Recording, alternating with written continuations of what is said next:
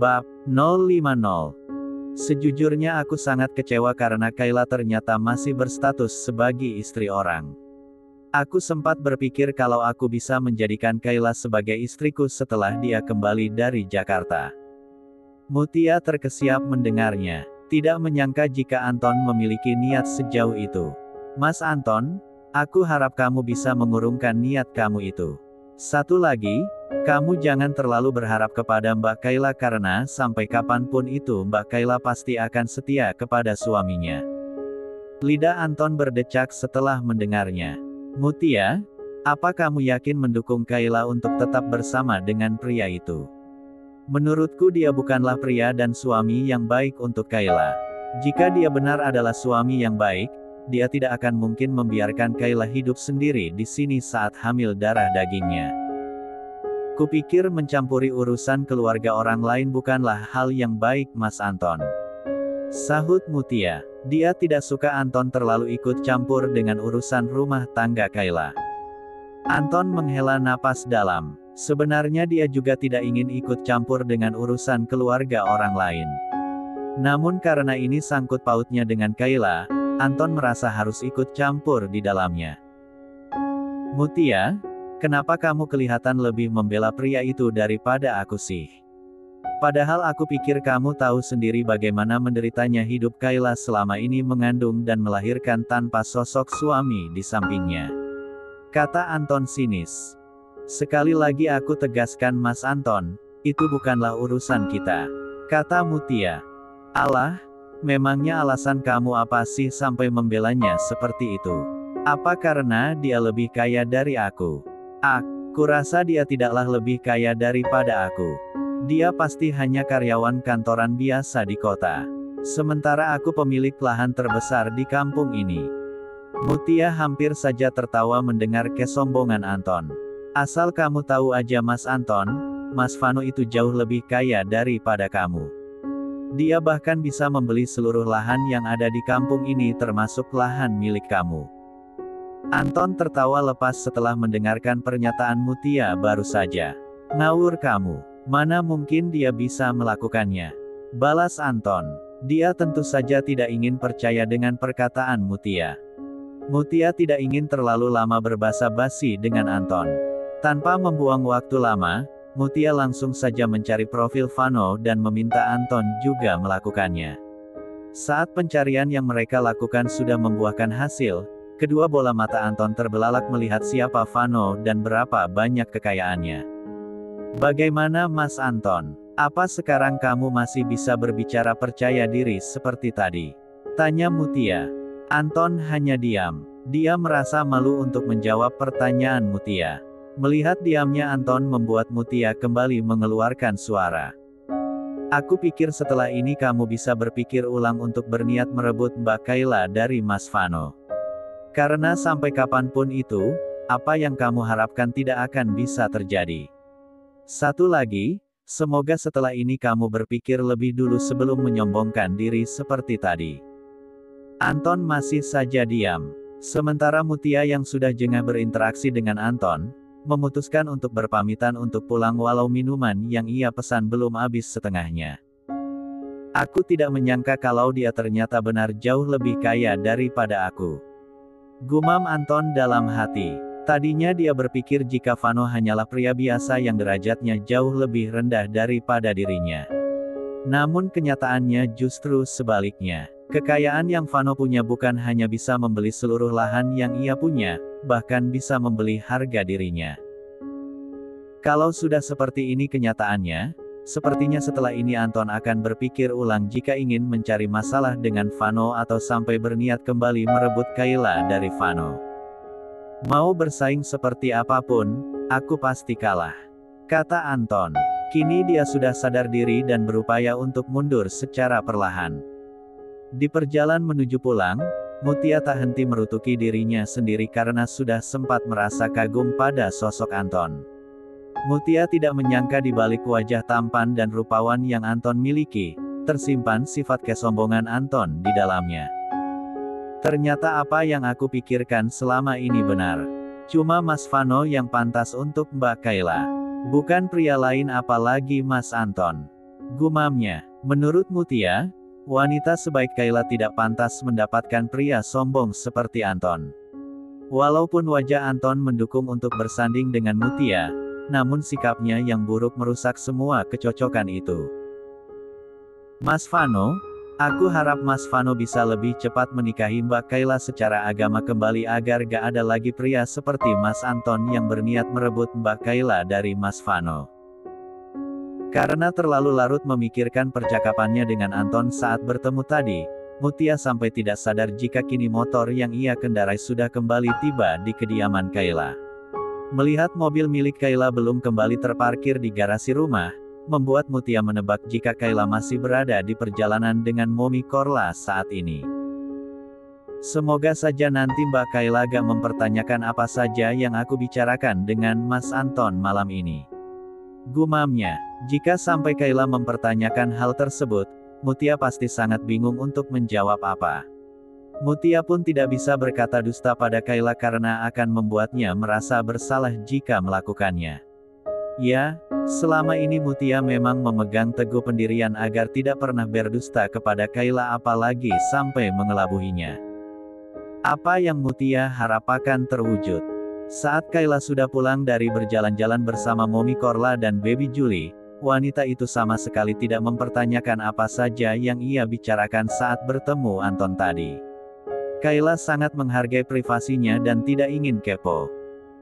Melihat cara Kayla dalam bersikap, membuat Mutia semakin yakin jika Kayla hanya pantas bersama dengan Vano bukan dengan pria lain terlebih Anton. Di sisi lain, Vano terus memantau pergerakan Kayla dari jauh lewat orang suruhannya. Dari informasi yang baru saja Vano dapatkan, katanya Mutia baru saja bertemu dengan Anton di sebuah coffee shop. Apa maksud dan tujuannya mengajak Mutia bertemu di sana? Gumam Vano. Sedikit banyaknya dia penasaran dengan hal tersebut.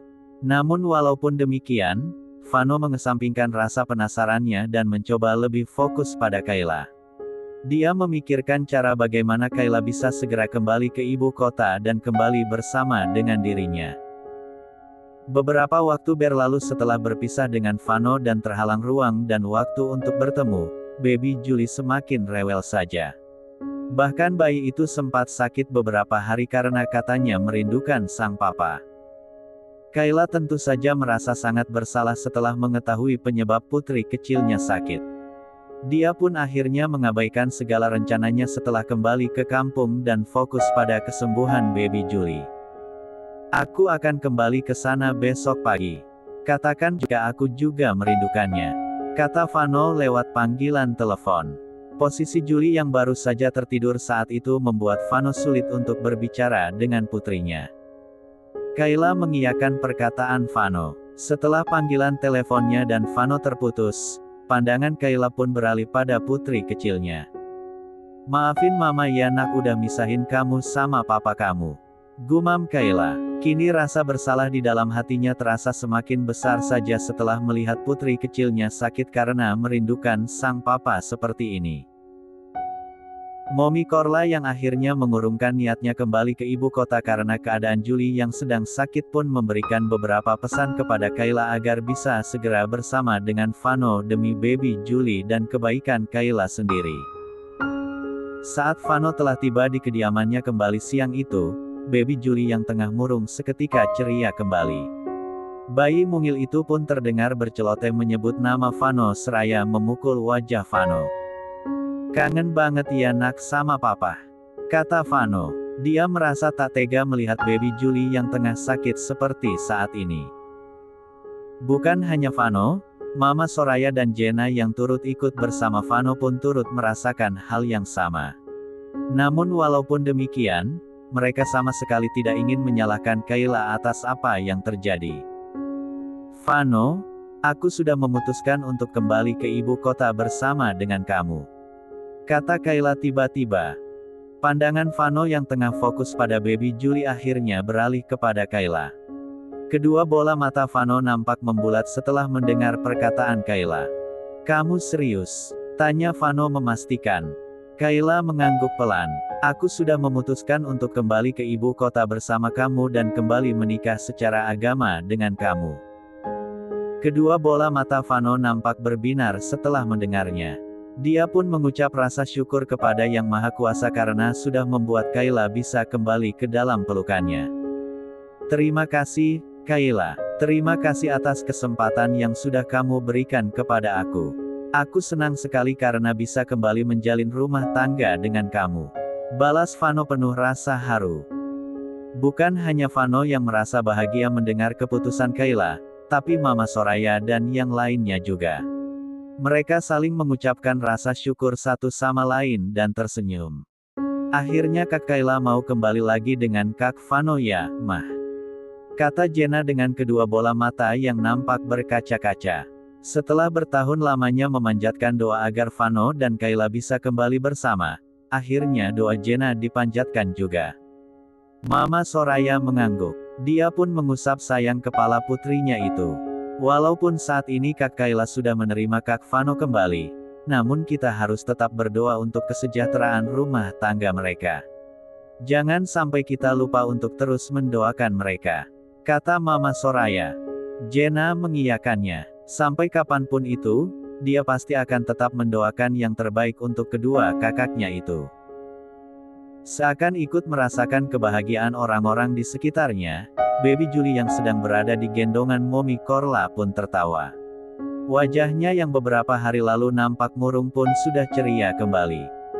Julie senang banget ya nak karena sebentar lagi udah bisa tidur bareng Mama dan Papa. Tanya Mommy Korla. Baby Julie bersorak merespon pertanyaan Mommy Korla. Sorakan Baby Julie pun membuat Mommy Korla mengambil kesimpulan jika Julie mengiyakan perkataannya. Mendengar suara Baby Julie, membuat semua orang tersenyum dan memusatkan pandangan pada bayi kecil itu.